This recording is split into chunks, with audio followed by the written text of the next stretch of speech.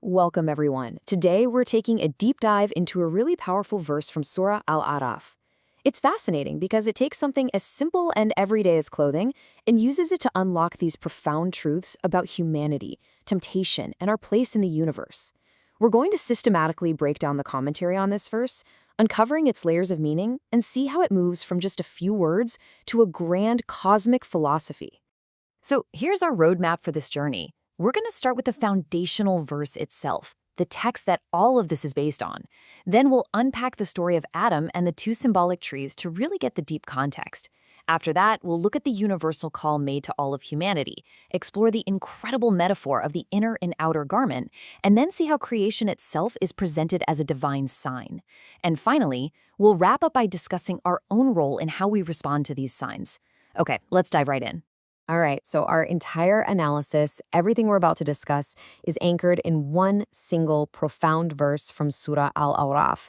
This one verse is basically the launch pad for a huge discussion on guidance, temptation, and really the nature of human existence itself. Here is the verse in its original Arabic. This is verse 26 of Surah Al-A'raf.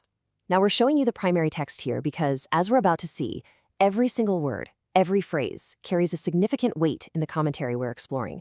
The original language is just so crucial. And here is the English translation. Now, on the surface, it seems pretty straightforward, right? It's talking about God providing physical clothing.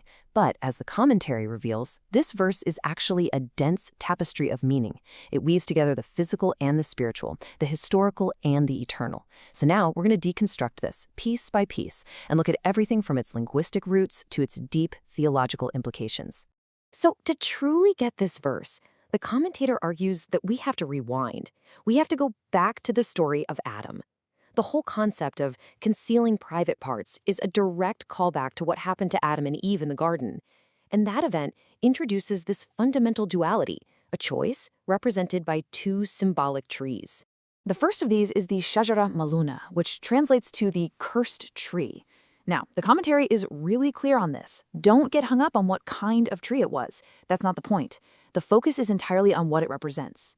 This tree is a symbol for the path of Satan, the source of temptation.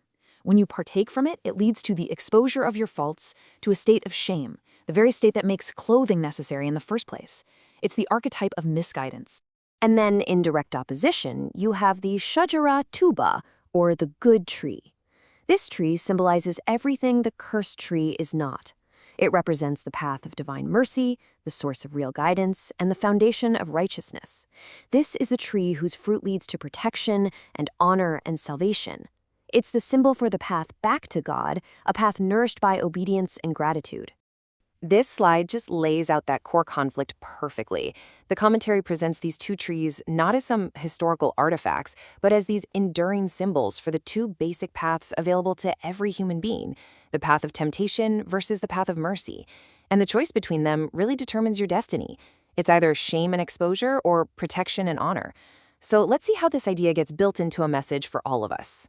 You know, what's amazing is that the verse doesn't start by addressing believers or a specific tribe or a nation. It starts with this huge, sweeping, all-encompassing call.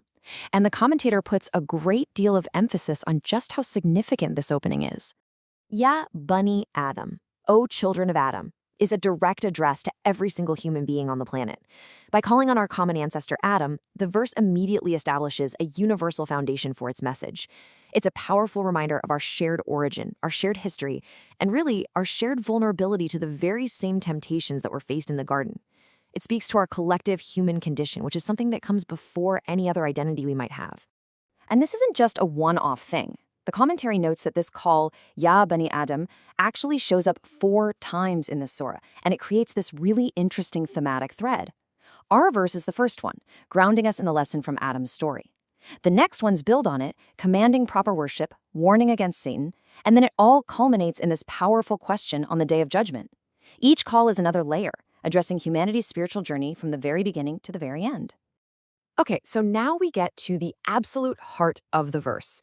This central metaphor of clothing, or libas, it gets deconstructed into multiple layers, and it reveals this incredibly sophisticated understanding of human needs, both our physical needs and our spiritual ones.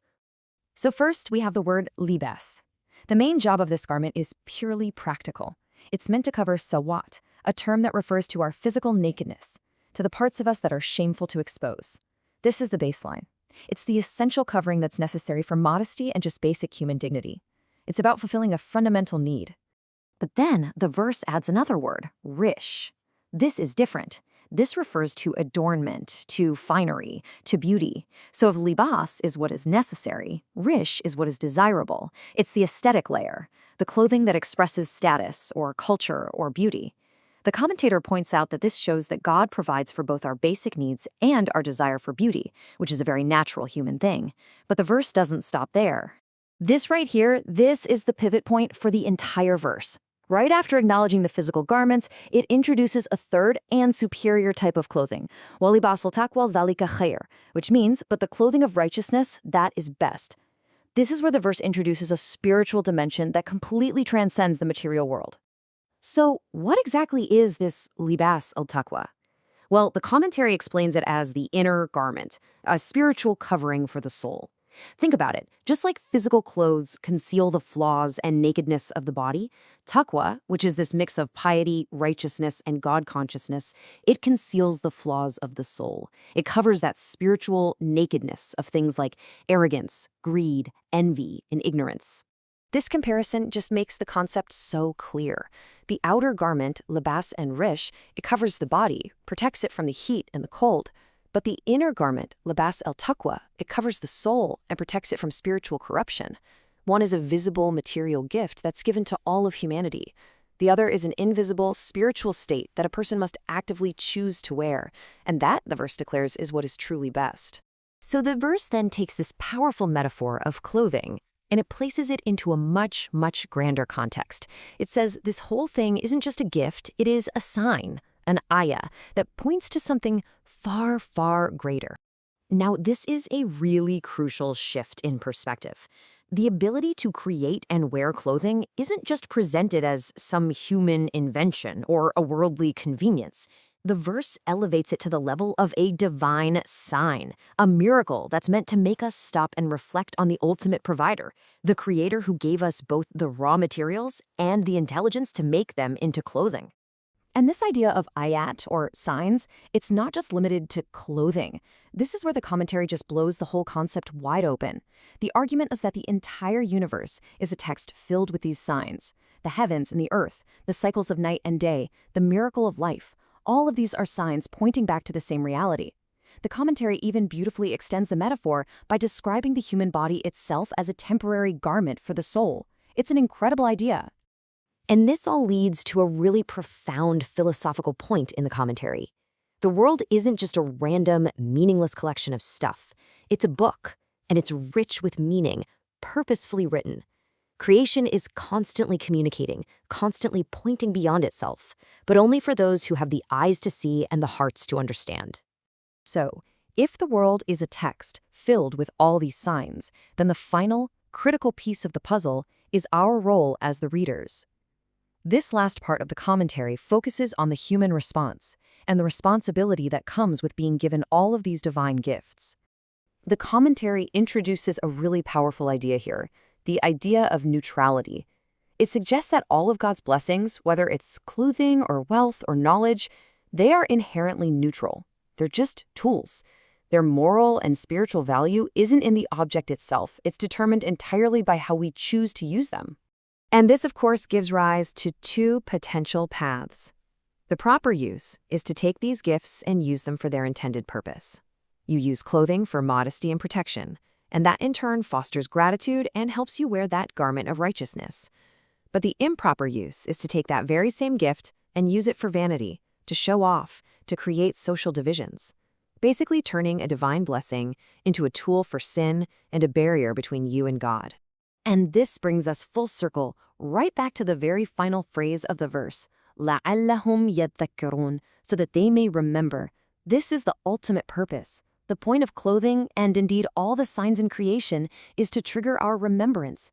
They're meant to be catalysts that jolt us out of our forgetfulness and lead us back to remember our origin, our purpose, and our Creator. So after this whole exhaustive analysis, the commentary leaves us with a really profound and challenging question. If the entire world, from the clothes on our back to the stars in the sky, is a book of signs, all pointing to a higher reality, then the ultimate question isn't whether the book exists. The question is for us, are we taking the time to truly read it?